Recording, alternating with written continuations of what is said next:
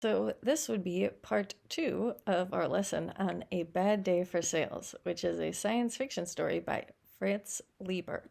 And in our last lesson, we went over some facts about the author that you can find here. You can find this resource linked at the video description, at the bottom of the video description.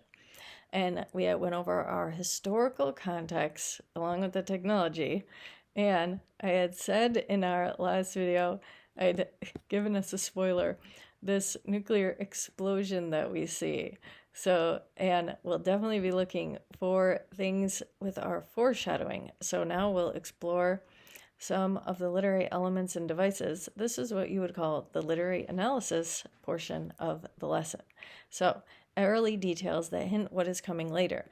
They ignored news headlines. The phrase is hot truths. That's going to be our question at the bottom. So here was our story with the notes, if you want to take a look at it again there. And our question dealing with foreshadowing is our first one, but we'll have: before the bomb falls, Leiber plants several quiet details that hint something terrible is coming. The crowd misses every one of them. Identify at least 2 specific details from the story that foreshadow the attack. Why do we think Leiber chose to have the crowd ignore every warning?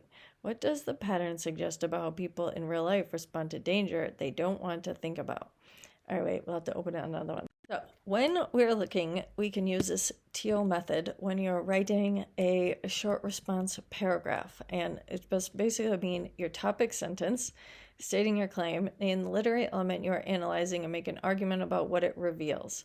Then we would have our evidence specific to the story, either a paraphrase or quotation, and then we analyze what this means. So what does it reveal? Why is that quote important to proving our claim? And then the final, linking it all together to the story's bigger meaning, a theme or central idea, basically summarizing what you had said, because you're kind of elaborating further on what your claim was, but in a summarizing type way. All right, we'll practice this. And you can keep this this could also be used on other assignments. And if you have assignments with history, or if it's a short answer response in science, it could work, but they have different ones. All right, so if we're looking for evidence of foreshadowing here, what could we use as our details? We want at least 2 details. One is definitely this one, reading about the hot truths. So rather than reading the news, but see, I can't really fault the people here, because what were they supposed to do about their governments wanting to drop an atomic bomb on each other? That's not really, you could sort of argue that it's not the people's everyday job to, if they did that, then they would just be living in a bunker. So I guess they were somewhat ignoring that there was tension, but I might ask, what are they supposed to do? I don't know if we could say there's foreshadowing with the publicly traded robot company there. That might, well, if it's saying if they had any money and foresight enough to see that sales robots would eventually be on every street and highway in the country, I wouldn't necessarily say that's foreshadowing, but it's definitely ironic in the sense that that didn't happen. I would also, the guy that came up to him, this is an example of foreshadowing because it shows that war is really never that far, because here they are in Times Square. Well, I guess you would see veterans everywhere, but this is just showing that war exists in this society, because this would be the future. He's showing the cost of war, the moral witness, and him leaving before the bomb falls, except he alone recognizes what technology can do to people. Again, I wouldn't say technically it was Roby's fault that this bomb dropped, but you could say the veteran is an example, shows foreshadowing that conflict is coming to the homeland. In the case of this story, you could say Times Square. And then most definitely there was a very slight news thing that came out that they all ignored. Besides the one that they said in the beginning, there's going to be one other news quotation. This one, ice pack. No one in the crowd was watching the news script. Overheard as it scribbled ice pack for hot truce. So that would be another one.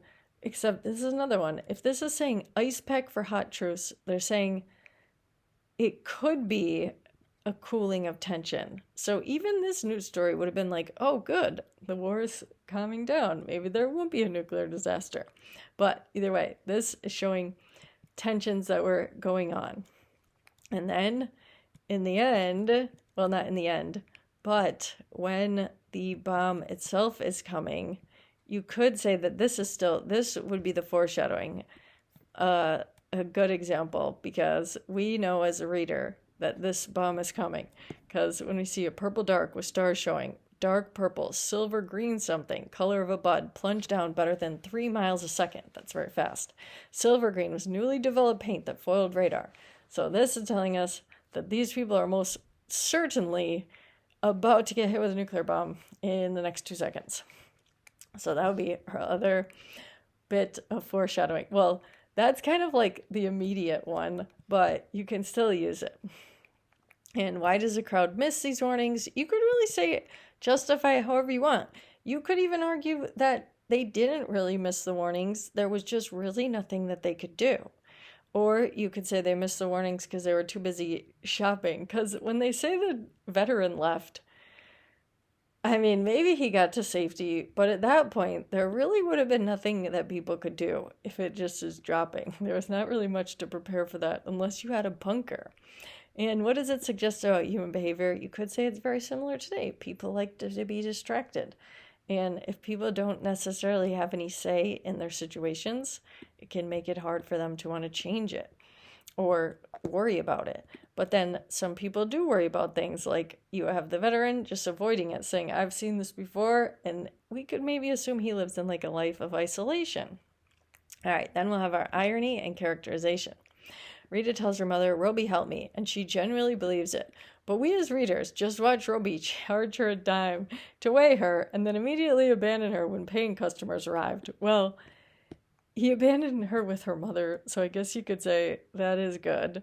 So as far as the characterization, you could say Roby's like in different robotic ways versus Rita's young, innocent, childlike ways. She like they both don't really have an understanding of what is happening, or each other, obviously, but she has less of an, I don't know who has less, well, she'll grow in understanding, whereas Roby, he stays in this childlike salesperson forever, kind of like a little bumbling, making these mistakes, not being able to tell the difference between boy children or girl children, not being able to tell their ages, really offering inappropriate things. And that would also be the irony, that he's supposed to be this very sophisticated piece of technology, but he's making quite a lot of mistakes, you could say. And in the end, is he really helping anyone? What is Roby's real purpose? Simply to sell people things that they don't really need.